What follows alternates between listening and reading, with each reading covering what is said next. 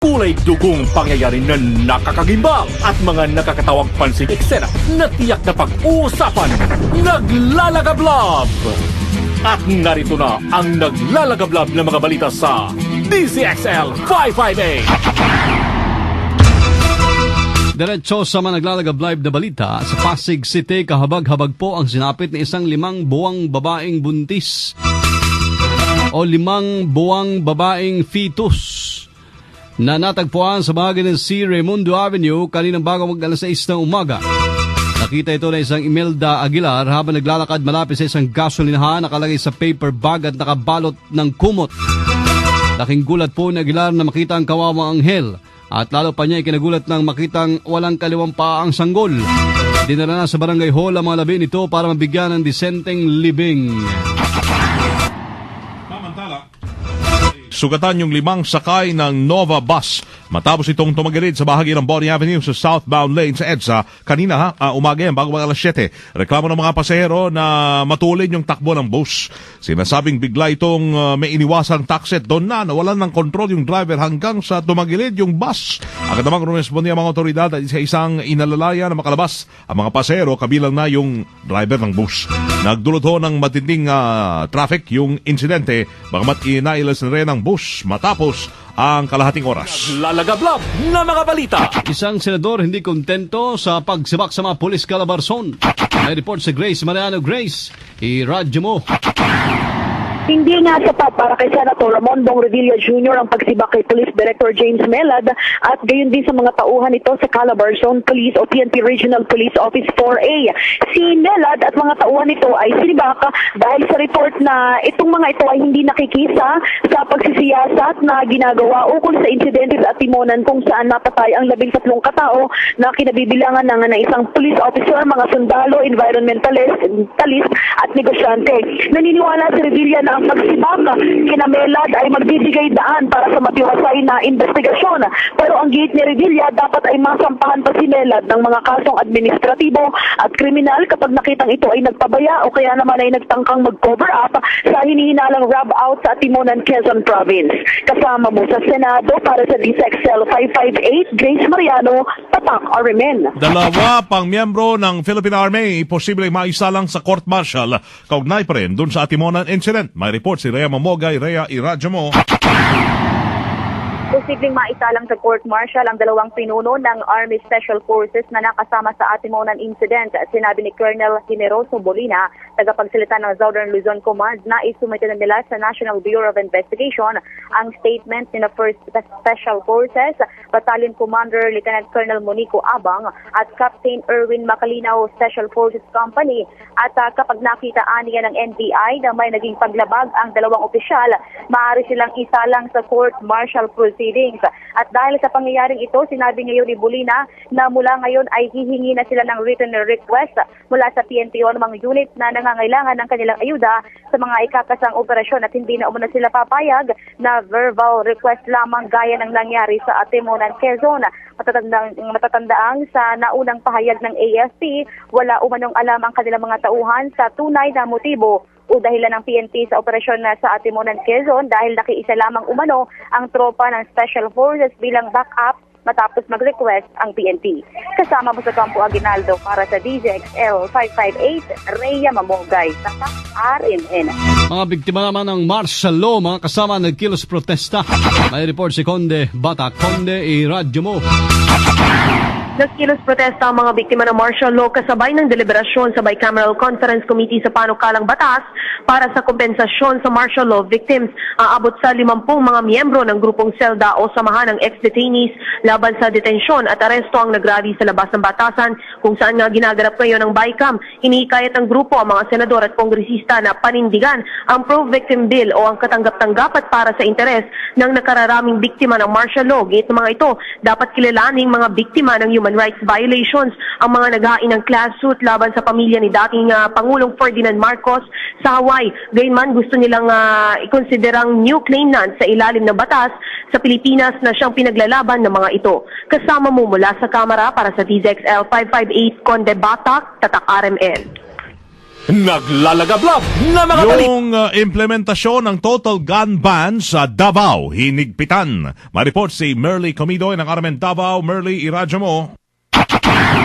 All out na ang implementasyon ng Davao City Police Office para sa Commission on Elections Total Gun Ban, kung saan makikita na dito sa Davao City ang napakahigpit na seguridad na ginagawa ng kapulisan sa lahat ng mga checkpoints sa panayam ng DXDC 621 Armen Davao kay DCPO Chief Senior Superintendent Ronald De La Rosa. May mga nakatoka ng personahe ang kapulisan na naka-assign sa mga shifting schedules para sa pagbabantay sa mga checkpoints. Sinabi ni De La Rosa na pati ang Task Force Davao ay inatasan na rin sa pagpapaigting ng kampanya kontra loose firearms ngayong panahon ng campaign period. Maliban sa mga checkpoints, may random din na pag-i-inspect ang ginagawa ng Davao City Police Office dito sa syudad ng Davao para siguruhin walang makakalusot sa kapulisan. Matatandaan kasi na dito sa Davao City, 2 kalalakihan ang nadakip dahil sa pagdadala ng sumpak sa unang araw mismo ng implementasyon sa COMELEC Total Gun Ban. Kasama mo sa DXDC 621 Armen Davao, kasamang Merly Comidoy, Tatak RMN. Naglalagablab na mga balita. DZXL Ulat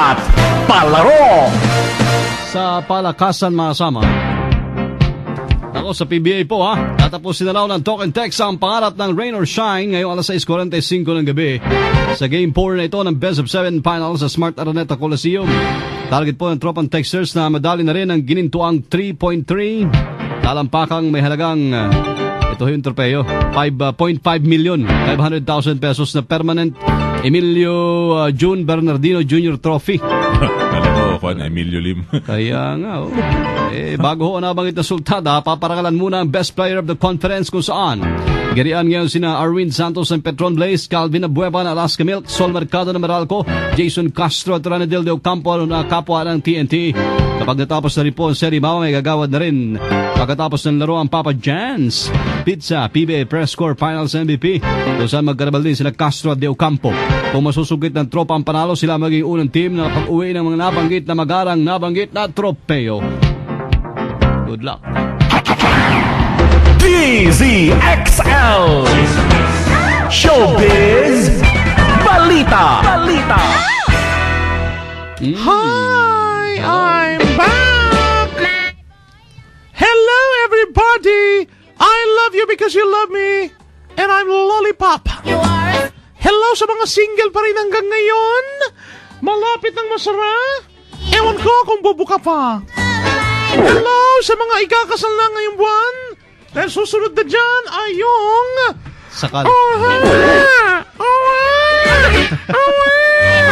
Ang bilis naman, Loli. Kakakasal lang, meron na. Meron. Kasi baka yung mga ikakasal, meron ng dala. Di ba? So yan. Tingnan nyo tong si Cheska Garcia. Naisilang na niya. Si Cheska ay, kung hindi nyo pa siya kilala, pareho tayo. Oo. Akwan siya, actress, TV host. Ito yata yung kwan kapatid ni Patrick Garcia. Na tatay naman nung anak ni Jeneline Garcia. Diba? Jeneline, ano yun? Jeneline, hirap mo? Pag hindi masyado kwan, no? Hindi maalala? Hindi, walang recall? Wala. Jeneline Mercado. Oh, yun. Diba? Kala mo, nagkaturuan sila mga kasama ni Loli sa ni PB. So, etong si Cheska, nagka 3 points na. 3 na yung baby nila. Yung latest, mula pa rin sa isang player. Dapat lang. Isa lang, di ba? One PBA player na si Dog Kramer. Dog. Okay. Yeah. Talaga, ang tinig talaga ng mga dog. Ang tindi nyo mga dog ang pangalan. Nanganak si Cheska through cesarean salad operation kung saan pinangalanan itong Gavin. Grabe yung pangalan, Gavin. Gavin, ha? Oo. Talagang inipit na Gavi. Oh. Gavin! Hello, Come in! Gavin! Yan, pag lumalaki-laki na, Gavin, come in, Gavin! Pag tinagalog, Hello. Gabino. Tinawag ko si Gavin, hindi si Kwan. Sa Lord of the Rings. Okay, well, yan po yung latest. Ay doon naman sa Hollywood, yung reality star na si Kim Kardashian, buntis. magagalit sa inyo si Tita Grace dahil hindi niya pa na-experience niyan. Yung mabuntis, hindi pa, no? Ang sarap ng feeling niyan. Tanungin mo si Jo. At first baby ni Kim at yung rapper na si Kanye West. Break it down. Ha? Wala pa, buntis pa lang siya, hindi pa nanganak. Magkakaroon pa lang. Ayon kay Kim, hindi niya inaasang mabubuntis siya. O tinan mo, Tita Grace, pwede pa yan. Tingnan mo yung asawa ni Moses sa Bible. Nagkaanak kahit na siya ay 82 na. Ha? Hindi yung edad, hindi yung pangalan tinatanong ko. Yung edad nung asawa ni Moses. Diyan nagagalit sa inyo ang CBCP? Hindi kayo nagbabasa ng Bible? Puro kayo horoscope. Puro kayo tabloid? Ilang taon na? Yung asawa ni Moses sa Bible, Moses ba yun o Abraham? Abraham, kaya pala. Ilang taon na? Ilang taon na siya nung nanganak? Nung nabuntis pa? Ha? 80, 40. 46? Ang bata naman nun. Edad mo ata yun, Tita Grace. 86? Baka 40s. 86 siguro kasi. Oo, lagpas na sa pagiging senior yun. Di ba mga priest na nakikinig sa akin?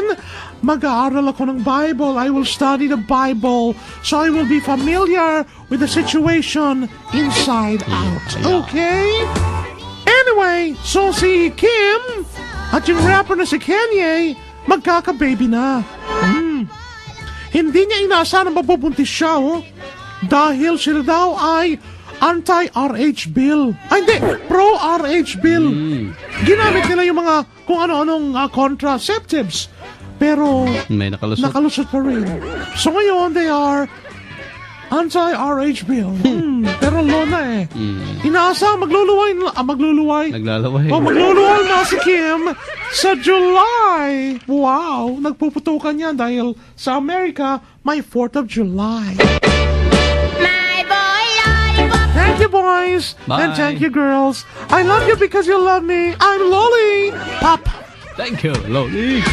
Alright. Salamat, Lolly, ha. Updated ka. July, updated. Tigas-gas, Halo pa. hindi umaatras, medyo madulas. Ito ang balitang panghimagas. Chole, kweke lang. Yan. Ano yan?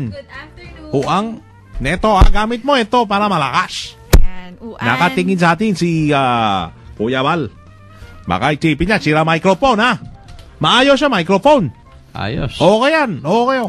Pumasok pa si Kwan, no? Para naman sa Si Shuli. panghimagas natin. Uy, may dinukot si Dinukot, hindi pala, nakaura, mic mo, Inayos pala. Yan talaga, pag maliit mata, hindi makita ang, Nawala tuloy sa... Oo. Nawala sa frame. Tingin ka muna baba, bago ka taas. Okay.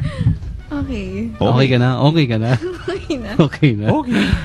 Lumalabas na talaga ang pagiging malikhain ng mga tao ngayon, pati kabaong ay pinagdidiskitahan na rin. Isang Swedish na lalaki ay nakaimbento ng kabaong na may built-in speaker sa loob at nakadugtong ito sa music playlist na maaring bagu-baguhin ng mga buhay. Ayon sa may-ari ng music and video equipment store na si Mr. Frank Helmis, nais niyang mailibing sa nilikha niyang kabaong at pipiliin na patugtugin ang kantang opera sa habang buhay niyang pagpapahinga. Itong kakaibang kabaong ay umaabot sa halagang 19,055 euros o humigit kumulang na 1.2 million pesos. Wala pang binibentahan si Mr. Frank pero madami na raw siyang natatanggap na tawag mula sa mga interesadong bumili nito. Meron na yan dito, Pilipinas. May Wag ginaya niya lang sa taga-saan yan siya. Sweden. Ito mo, mga Meron na sa Pinas. Meron na, video okay pa nga meron Video sa loob ng kabaong.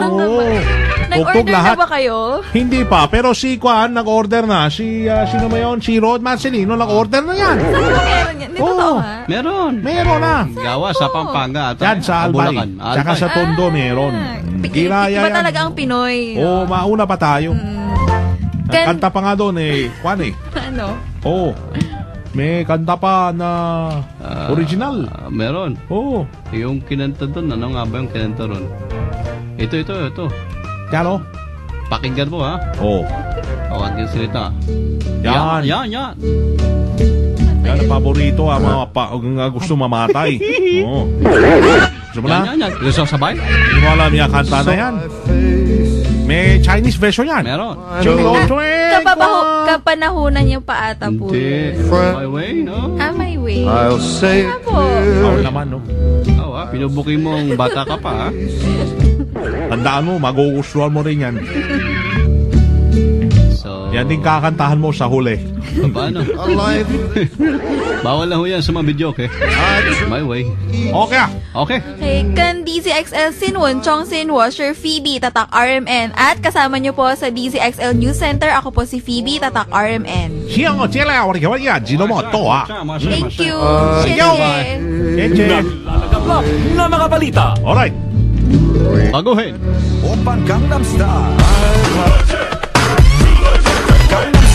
Salamat ha, PB. Thanks, PB. Thank you. Diretsyong mga naglalagablab na balitang Tatak RMN na niyo pong napakinggan dito sa DCXL 558. Ngayon tanghali ho ng Wednesday, Miyerkules, January 16, 2013. Kasama niyo po sa serbisyo publiko from the province of Occidental Mindoro. Mabuhay. Ako si Buddy Obera. Out from the city of Zamboanga. LDSS Premier Man. Halip sa buga, no? Parang lollipop na. Oo nga. Na-check mo na. Ilan taon? Ilan taon natin? 80? 80? 99. Biro 99. mo, isang taon na lang, no? Isang daan na. Nag-surf ng net para ma-check. Okay naman. Buti na lang. May Bible ka dyan. Si Ate Grace, so yun, nakistorbo pa. Hindi siya makontento at hindi niya nalaman yung edad. Hindi matahimik. Hey! Oh. LDSS Premier Man, ako si Wayne De La Peña. At kami pong lahat dito ay Tatak RMN. Sumayin niyo ang 15 minutong kalipunan ng mga pinakahuling kaganapan sa Kalakang, Maynila, sa ating bansa at saan mang dako ng mundo. Naglalagablab! Dito lamang sa